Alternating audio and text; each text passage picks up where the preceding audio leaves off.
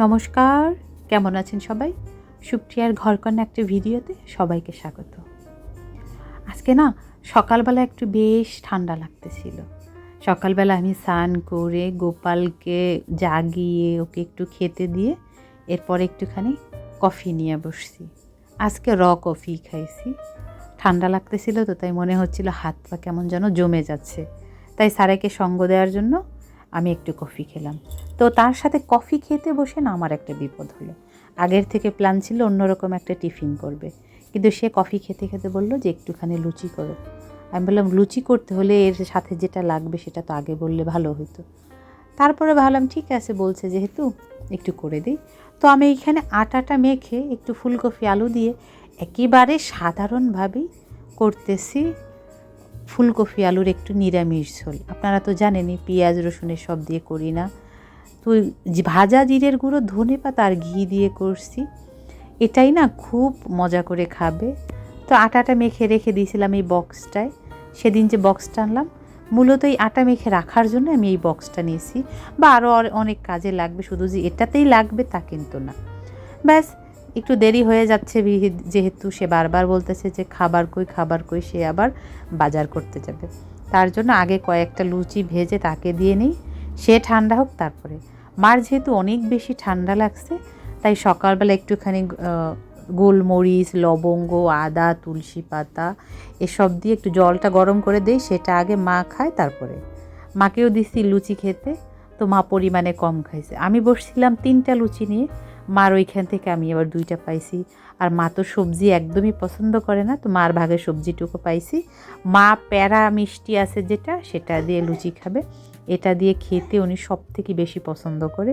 তো স্যারে তো চলে গেছে বাজারে, আমি আর মা এখানে বসে বসে দুপুরে কি রান্না হবে সেটা প্ল্যান করতেছি। মা বলতেছে বাজার থেকে কি নিয়ে আসে সেটা দেখো।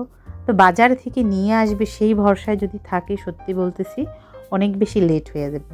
তো ফ্রিজে আমার অনেক মাছ আছে, আমি মনে করতেছি ওইখান থেকে একটু মাছ আগে রান্না করি। যেহেতু আজকে স্যারে বাসায় আছে, সারা দিন ছুটির দিন, গেস্ট তো 100% আসবে, তার জন্যই আমি ফ্রিজে আছে কাতল মাছ অনেকখানি, সেখান থেকে কিছুটা বের করে নিই।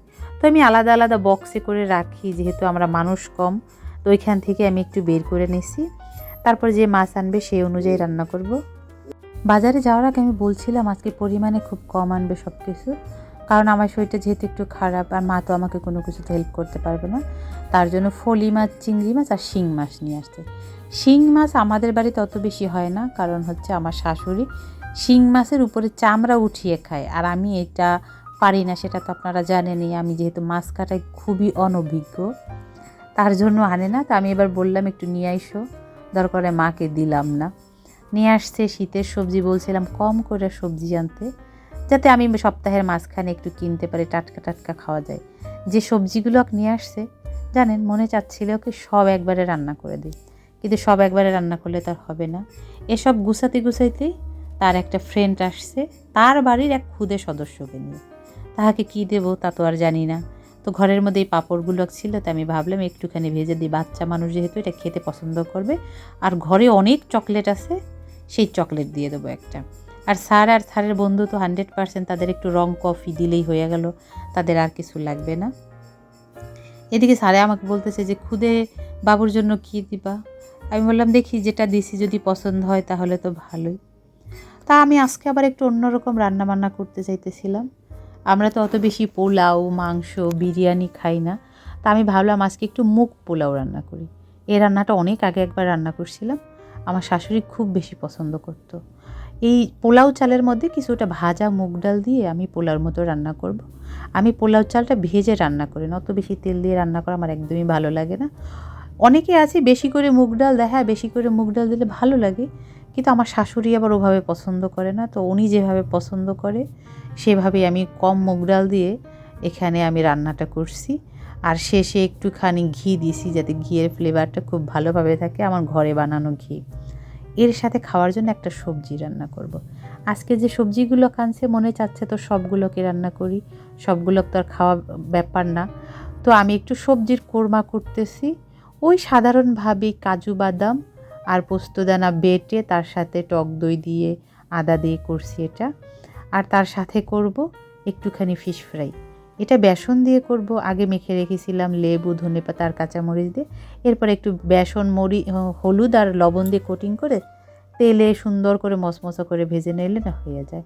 আমার শাশুড়ি খেয়েছে, উনি বলল অনেক ভালো লাগছে। আর স্যারে তো এই সবজিটা অনেক বেশি খেয়েছি। এটা না রুটির সাথেও না হেব্বি লাগে। বাড়িতে গেস্ট আসলে যদি এভাবে করে দেওয়া হয়, নিরামিষ হলেও কিন্তু এটা খুবই সুস্বাদু হয়। এখন বাজে প্রায় 3টা। দুপুরে খাওয়া দাওয়ার পরে স্যারকে জোর করে নিয়ে আসছি আমি আমার কিছু কাজ করার জন্য। তাকে তো পাওয়াই যায় না। কদিন আগে দিয়ে গেছিলাম আমার রাইস কুকারটা। আমার রাইস কুকারটা একটু প্রবলেম হয়েছিল, ওটা সারতে দিয়ে গেছি।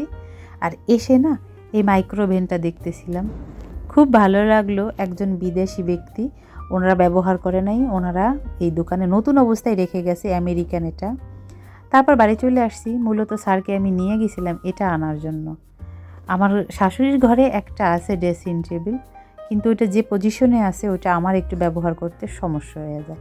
তো আমার তো অনেক জিনিসপত্র, আমাদের রুমের মধ্যে জায়গাও কম, তো ছোটোখাটো আমি একটা ড্রেসিং টেবিল নিয়ে আসলাম। এটা প্রাইস খুবই কম, কিন্তু হ্যাঁ আমার খুব ভালো লাগছে অল্প টাকার মধ্যে। তো ভালো স্টোরেজ আছে। এই তো একসময় গুছিয়ে নেব, তখন আপনাদের দেখাবো। ওটা আমি একটু ঠিকঠাক করতে করতেই মায়ের সঙ্গ দেওয়ার জন্য কয়েকজন চলে আসছে।